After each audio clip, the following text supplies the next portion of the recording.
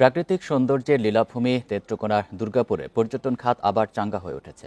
সাদামাটির পাহাড়, নীল জল, গারো পাহাড়ের অসংখ্য টিলা দেখতে শীতের শুরুতেই ঢল নেমেছে পর্যটকের। এতে ভালো আয় করতে পেরে খুশি পর্যটন সংশ্লিষ্টরা।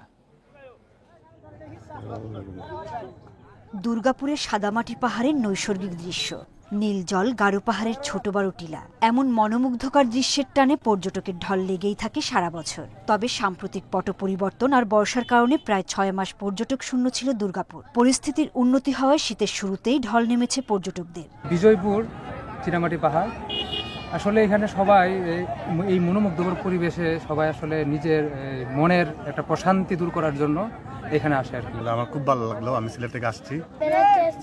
খুব ভালো লাগছে। দর্শনার্থীদের আগমনে পর্যটন স্পটের দোকানে বেড়েছে বিক্রি ও আয়। ব্যবসা বাণিজ্য মোটামুটি বালার দিক দিয়ে যদি পর্যটক আরো বেশি আসে তাহলে আমরা লেগে আরো উন্নত। পর্যটকদের ভ্রমণের সুযোগ সুবিধা বাড়ানো হচ্ছে বলে জানিয়েছে উপজেলা প্রশাসক। বিভিন্ন সমস্যা সম্পর্কে অবহিত হয়েছি।